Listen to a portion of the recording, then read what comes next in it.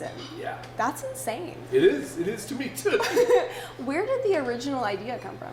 Wright Thompson, who's our executive producer and lives here in Oxford as well, we went to eat cheeseburgers at Handy Andy one day and had this idea, kind of argued about it, talked about it, and I went home and wrote a 2-page proposal, and Wright sold it, and here we are. Wow. So how did you get partnered with like ESPN, SEC Nation, like that whole partnership? Sure. So Wright works for ESPN, so he's a senior writer, so that's where that began.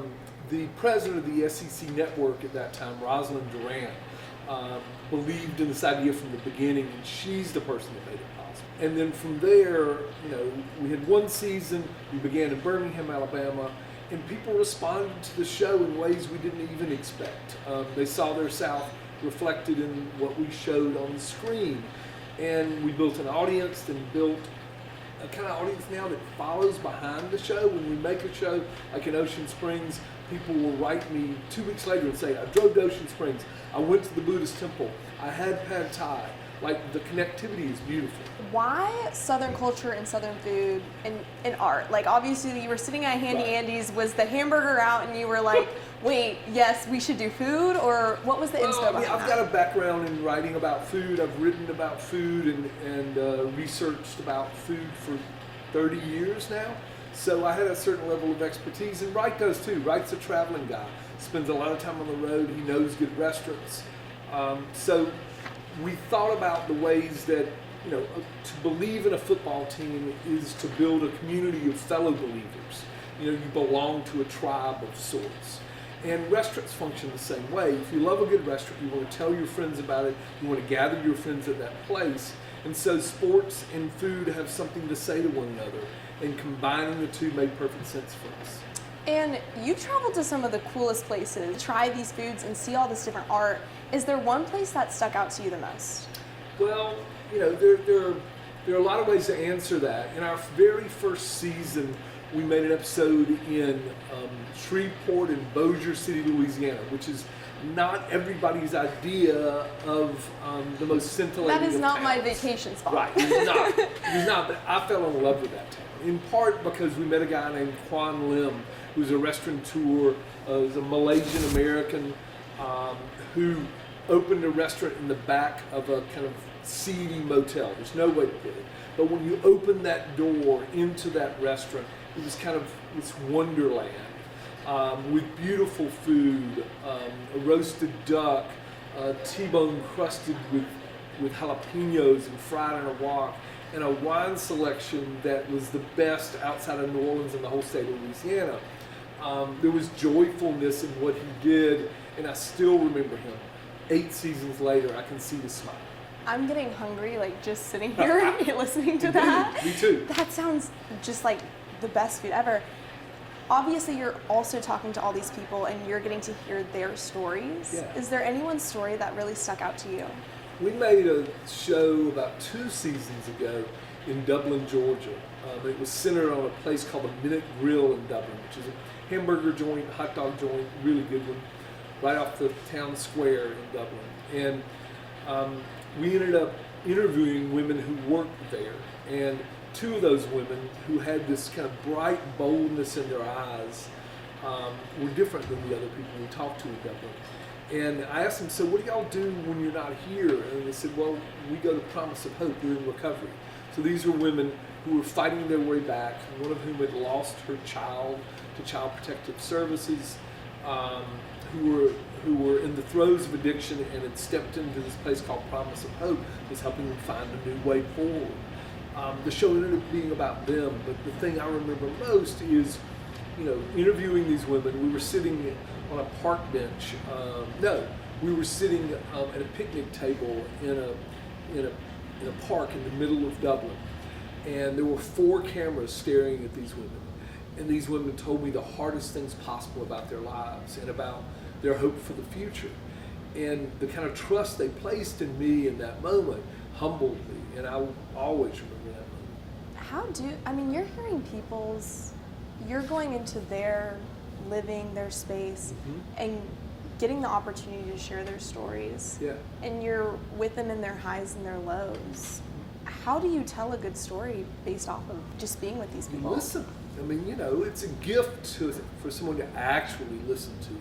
And I feel like that's what we try to do in making this show. We try to make good on the promise of the show, to be truthful about the South, to be honest about the South.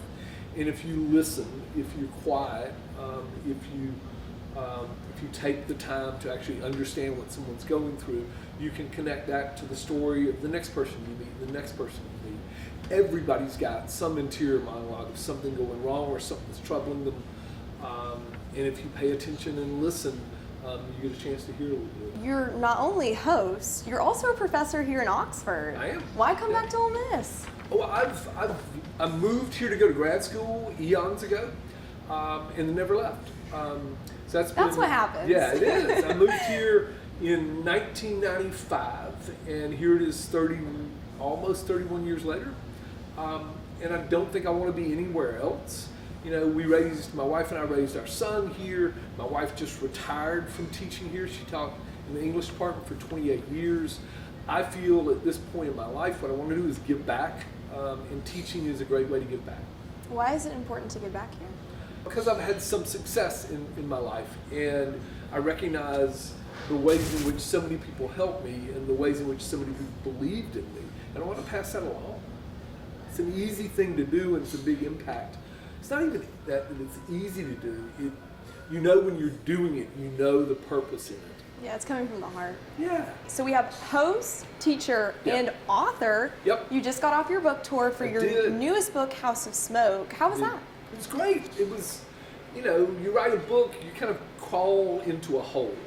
That's kind of what it feels like. And then you come up out of the hole with a book, and you go out and talk to people who you are going to try to convince into reading that book. And when that happens, that's a beautiful thing. I visited something like, I think, 25 different markets, most of which were in the SEC footprint. And in many cases, I'd sit there like I'm sitting here with you now, with a fellow author, and we'd talk about the book together. And we were pulling in really good crowds, like 150, 200 people a night. And that was really affirming after spending all that time back down in that hole, writing. I really work in a little shed in our backyard, but it's the same thing. To step back up with something you're proud of, in this case a memoir, the story of my life. It was really affirming to step up out of the hole into the spotlight. And that's a really egotistical thing to say, but I have to be honest, it's great. I know that a lot of the books that you write are about other people. Mm-hmm. This one's really special because it's about you. Yeah. Why did you choose to write this book? Well, I realized that telling your own story, think about the story of the women in Dublin. Their boldness inspired me. Their willingness to be open and to tell their own story inspired me.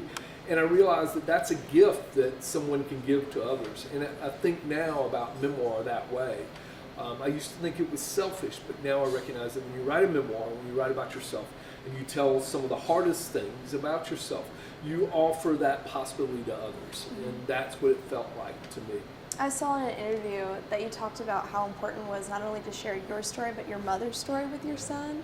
Yeah. What would she say about everything you've accomplished so far? My mother, the reason I am sitting here, the reason I'm sitting here before you now with cameras staring at me and talking to you is because of my mother, who had this grand social intelligence and want for the spotlight. She would love this. I lost her too early. She died 11 days before our son Jess was born. She never knew him, and she didn't know this part of my career. And what do you hope that readers take away from it? I mean, in many ways, this book is about the stories I inherited from my family. My mother was, in addition to being a beautiful figure, she was also a tragic figure. So I inherited that story. I also inherited a story of the South that is not the one in which I believe now. So in a lot of ways, this book was an attempt to rewrite the stories I inherited. And I hope people can see that all of us who move through this world are absorbing stories from the past, from our friends, and that it's our job, our responsibility to kind of rewrite those stories to make a better place in which we live, to make a better self.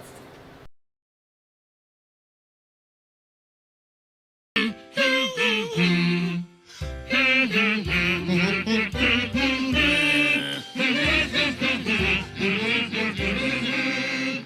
daddy taught him that when he has a big feeling like being frustrated, humming a song can help you feel better. We all have big feelings, and we are all here for one another.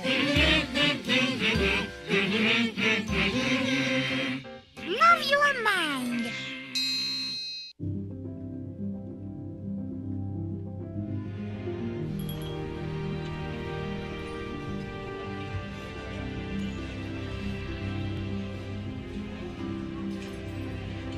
The freedom to live in safety. That's an American dream.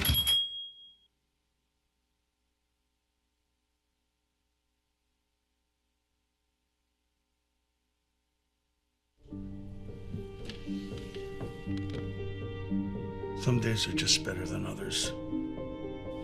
I think you should go talk to someone. It's not that easy.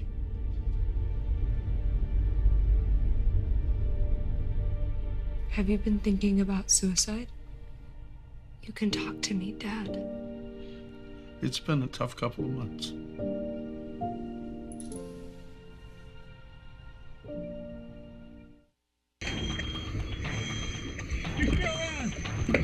Dog relies on human being. Any animal that's in a house with a family relies on the family to take care of it.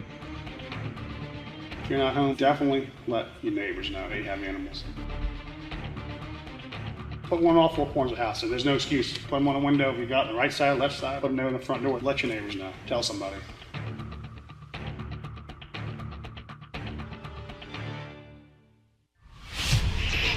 Gonna be a hot one out there for move-in weekend, Ole Miss. Good luck this year, Rip.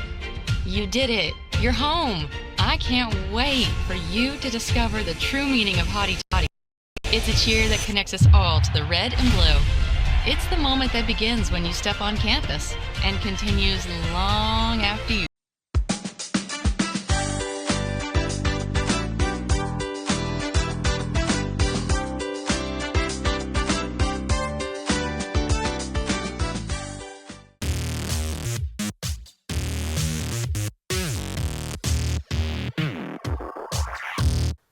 What's up, Rads? Last night I saw the film Christie. This movie was directed by David Michôd and stars Sydney Sweeney. The story follows Christy Martin, the former professional boxer and world champion, and her journey from a small town in West Virginia to a professional career as a boxing superstar. Let me tell you guys, the amount of doubt and betrayal this woman faced, I don't think I ever could have made it to the level that she did.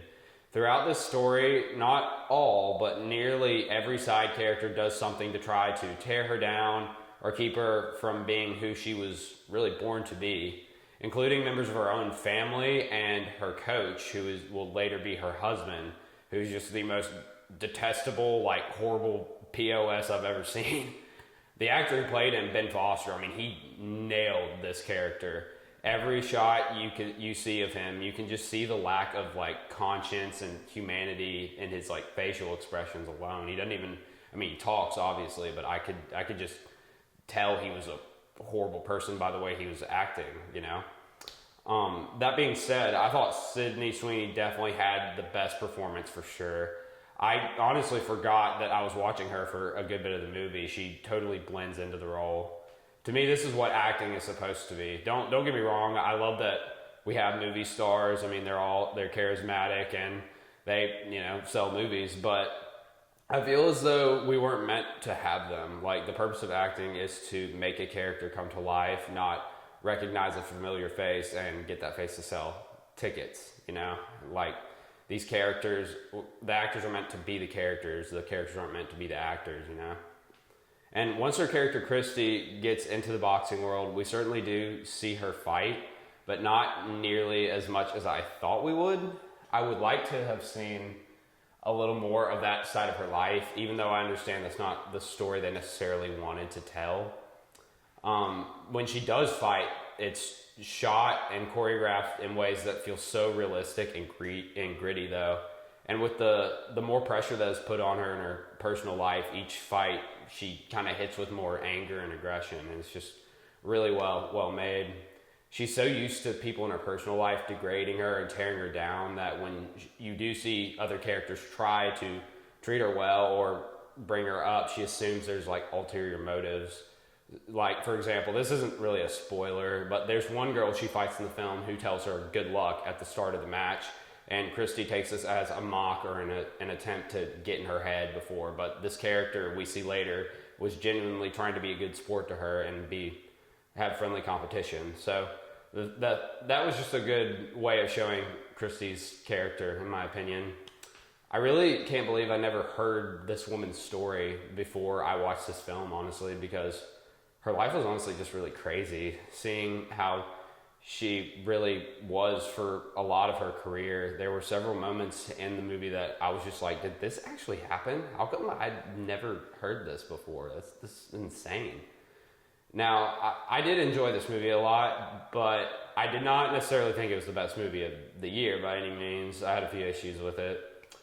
I felt like her actual rise to stardom was kind of overshadowed, and I would like to have seen more of the struggles that she faced while training and performing as well. I understand, I mean, she is who made the women's boxing scene notable. I mean, she's literally a world champion, but I just can't help but feel like they kind of overshadowed the like actual training and like getting to the top part just to show like the other things that went on in her personal life.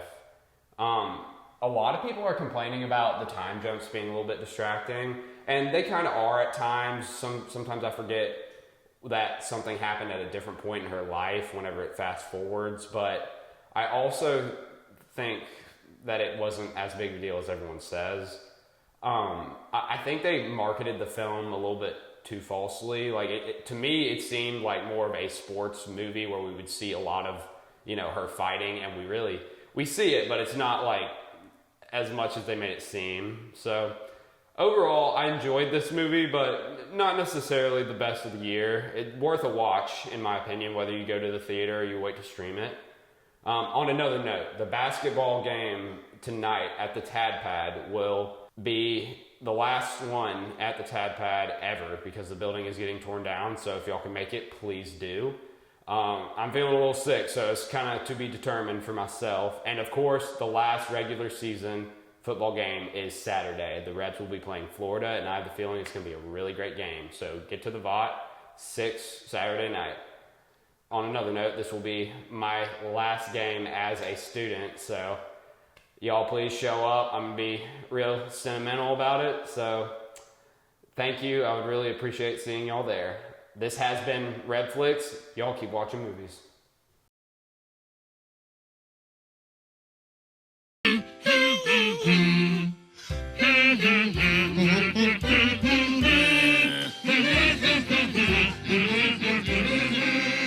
Elmo's daddy taught him that when he has a big feeling like being frustrated, humming a song can help you feel better. We all have big feelings, and we are all here for one another.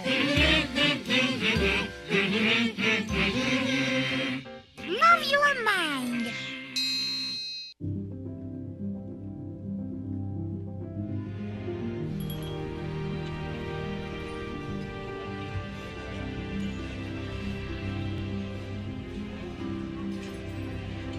The freedom to live in safety.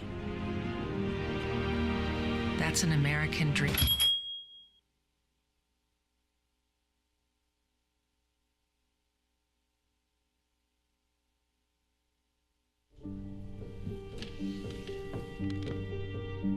Some days are just better than others. I think you should go talk to someone. It's not that easy.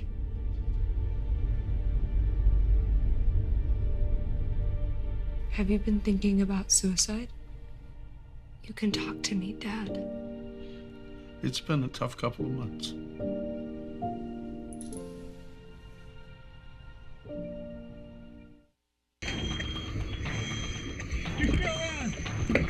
Dog relies on human being. Any animal that's in a house with a family relies on the family to take care of it. If you're not home, definitely let your neighbors know they have animals. Put one on all 4 corners of the house, so there's no excuse. Put them on a window if you got the right side, left side. Put them there in the front door. Let your neighbors know. Tell somebody.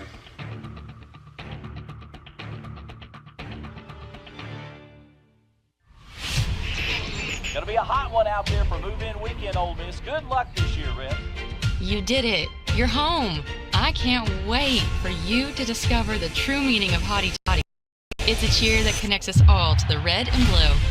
It's the moment that begins when you step on campus and continues long after you. Sorority is wifey material. None. Why? Why? Just none. None? None? Alright. Sorority is wifey material. High five. High five? Kappa. Kappa, hey! Let's go! Any. You can pick any. Your favorite one. Small right there. Sorry. Katie. Katie, what fraternity is husband material? I'm gonna go with Pi Cap. Okay, Pi Cap. I like that. Would you like find your husband? Okay, I do have to say I am engaged. Okay. Tried out. I like all the sororities. Do you have a favorite? I don't think so. You gotta have a favorite. You gotta have a favorite. Come on. I'll just stick with my friends. I'll go try it out. Okay, try it out. Say Kyle. Kyle. Kyle. Fraternity. Oh wait, no, I want to do sorority. What fraternity is husband material? I don't know. Like, pick one. The one that you think is the best. Any? I don't know. Alright, so helpful. Like, if you had to pick one. None? None? You're I'm on gonna follow none. with him. I'm gonna stick with none. Okay. Say all of them. Kaya. Kaya? Kappa. Kappa. Hey. Sorority is wifey material. Gee, I don't know. I'd have to say 80 Pi seems like a big name, so I'd have to go with that. AFE. What sorority is wifey material? Kappa. Okay.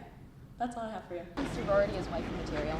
My girlfriend's a DG. I love DG. Okay. Wow. Wait. I'm gonna go Kappa Delta. Ooh, ID. Just off record.